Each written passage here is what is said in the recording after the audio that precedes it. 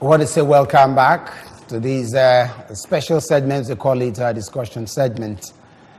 Well, election is around the corner. 2019 is here with us because activities are on top gear to really get into that as fast as possible. People are interested in getting the ticket to join. People are seeking re-election. People are saying so many things concerning 2019. Who runs and the rest of them.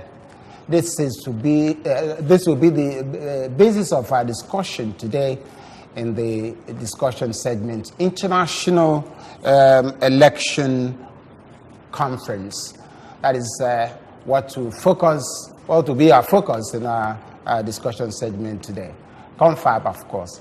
Well, here with us to give bites and to this is Director News and Current Affairs of the Anambra Broadcasting Service, talking about Sir Gabe Opaleze. Want to say welcome. Thank you. I added Sir to your name. As if you know I was going to comment. He's in the making. I want to thank you for being here for the first time. Being our special guest indeed. Oh, thank you. Actually, you were one of the participants at the confab. I know you spent a good 1 week during the confab. You must have a good information concerning everything about that. Okay. Let's start with that. Tell us what really happened there. Yeah, thank you, Tiflos, and thank you, Nonya. Good morning, viewer. Like I said, or I was saying before we started, not actually a confab, because that makes me feel you're already making me a parliamentarian. But what we did was a week-long training workshop for election coverage. Yeah, it has an international status in the sense that it was organized by the United States Embassy in conjunction with Bonn and Channels. It took place in Channels headquarters in Asukure Station, Abuja. And participants were drawn from all the who is who in the media houses in Nigeria. And like the name is, trainers came from South Africa, Nigeria, US, and all whatnot. And just like I said, it was an election coverage. And when you started, you said the election is just by the corner. I laughed because I remember what we were told. Yeah, for the masses, for the electorate, it's by the corner. But for we media practitioners, election is on already. Good. Yeah, thank you. All right, in that confab, more than 60 participants actually came from other African countries.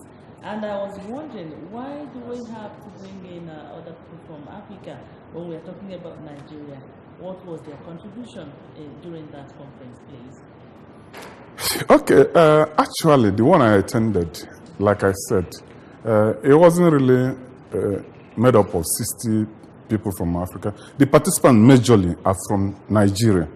They were practicing journalists from Nigeria, but the resource persons, some of them came from other African countries and even abroad. Why it was so is that what we are talking about is not election in Nigeria. We are talking about election in Africa.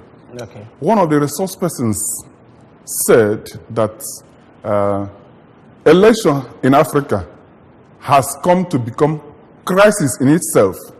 It's no longer that, it happens once in a while. But when you talk about election in Africa, you are talking about crisis. And you wouldn't agree more with him, especially when you look at what happens Uganda, Liberia, Ivory Coast. Well, some of them are okay now, but when you remember in those days, people keep dying. And even Nigeria here, you won't say that you will forget 2011 general election in a hurry. After the elections, cars were burned, people died, and it was like Nigeria was going to break into pieces. So when they say that the election in Africa is crisis in itself, you can understand the problem we have at hand. And you can understand why they thought it was to bring people together from mostly African countries and generally in Nigerian media practitioners with regards to letting them know the enormous duties that is on the domain of the Nigerian journalist with regards to telling people what to do. like I said, what they did was to let us know that election has started. 2019 general elections has started already. Because for you, the journalists, the job is there already. You have to do a whole lot of work to let the electorate understand their rights, to let them know what is on board. If you go around now, you see people coming up with emergency empowerment projects, medical mission, this and that. Anytime you see it, look twice. You'll find out that maybe somebody wants to aspire to the Senate, or somebody wants to be a member of the House of Reps, or the Anambra State Assembly. But that is what you should cover, but you do a more thorough job with a view to letting the audience know this person was not doing this before. This person was doing it. Okay, sorry, we're going to take a short break. Okay. When we return, we'll continue with the rest of this discussion. Stay with us. Right. We want to welcome you back, and then in case you've just joined us, we are discussing all about election, which is upcoming. And like our guest said, election is already on because individuals are talking about it and moving from one political party to the other. We still have our guest here, Gabe Opaleze, the Director of News and Current Affairs. We want to say welcome. Now, you were still giving us analysis of what really happened. Yes. We believe that the workshop was all about, more or less, on the electorate, yes, what they need to know and how they will be benefited, yes, during the election. Can you actually emphasize more on that? Yes, it's more about the election is centered more on the electorate, good, on the masses. You know, democracy is all about what do you get at the end of the day. And when people, when you talk about election, it's the people that will go and vote. And when they when they are not informed, they will not make the wisest of decisions. So that is the major reason why from now, media houses are expected to start their voter education. Voter education is something you cannot stop. Like I was talking about empowerment. They are queuing because people are sick, they are hungry, they want to collect this. When they collect it, let them know that what they are collecting should not sway them. They should go deeper to find out the character behind the person that wants to contest. They should look at other alternatives. They should think about all this. Now, you know, even the politicians, when they talk now, because they are talking, you hold them to what they say, you take it to the bank, so that at the end of the election period, and if they emerge winners, you begin to see how they implement what they said, the election promises. Because at the end of the day, you are the advocate of the masses. You go back and tell them, during the campaigns, you promised so and so thing to the masses. How are you going to fulfill it? What are you doing? Then you still go to the masses. Is this what you want? Are they doing exactly what you want? Because as the world is now, the paradigm shift is on. It's no longer you stay in the confines of offices and say, this is what I know this community wants. You go to them. And we're happy in Anambra State that it's happening because the governor has started the 20 million naira choose your project scheme. That thing is a very, kind of example that you can take to the bank anywhere in the world. Because people are allowed to make choices. This is what we want, priority. Not you saying they want water. All right, let's see who is on the line. Okay. Hello. Good morning. Please bring down the volume of your TV. Okay. Still on the masses. Still on the masses. Yes. Oftentimes, you realize that the masses they will feel not having their voice heard. Okay. Where Party A is being publicized more than Party B. Okay. And the masses will say, "Look, what is happening? Yeah. Does it mean that our own party or our own, is not important Yes. in this election?" Yeah. That's part of what happened. The journalist was meant to understand that you should remain quite detached. You don't allow yourself to be carried along by one particular party at the expense of the others. Now we have about 69 political parties registered in Nigeria to contest for election. You should try as much as possible to give all of them voices. Find out what they portend for the electorate so that they will choose It's only when you explain to them what party A has, what party B has, that they're able to say, I prefer this to that. But when they don't know, they will not be able to. They will just take along the line of the one you're only publicizing, and that's wrong. All right, let's now go a bit to the theme of this conference, which is opportunity and challenges in the use of technology in election. Now, you look at the opportunity, because some of the challenges which we already know in the former elections that we had. May we quickly look at the opportunity? What opportunities do you think we have in the use of technology to run elections in Nigeria?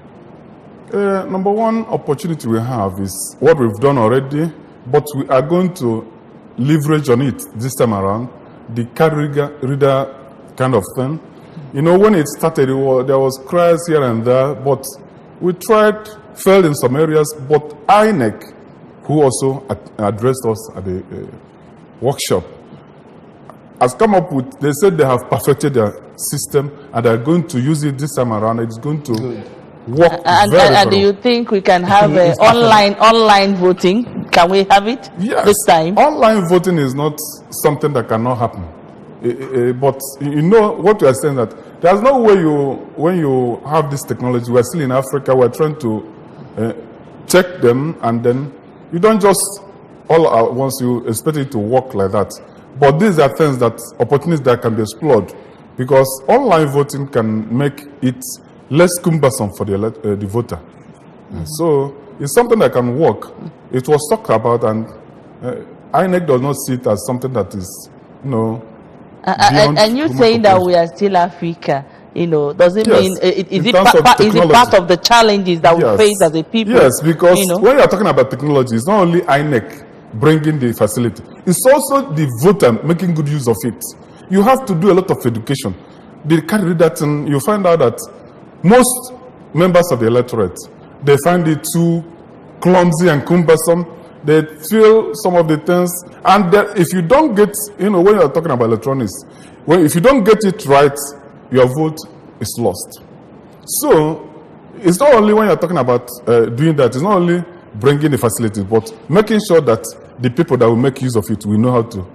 And the so people a lot that of will education will still go with it. Okay. The people that the INEC will use for the election, actually mastering the use of the technology again. They will master it, but at the end of the day, the voter will go into the cubicle and do the voting. So part of the technology is that he must know the exact thing to do that. Otherwise, the whole essence of it is lost.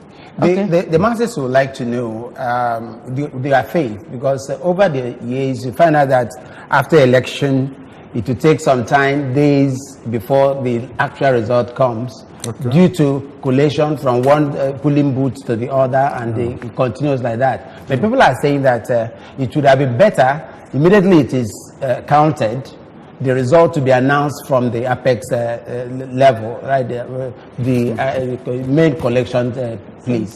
So, is it part of what you talk that to help kind of strengthen that very process, so that the masses will have confidence in INEC? Yeah, elections these days, after voting at the polling booth there, the result is made public to those who are there.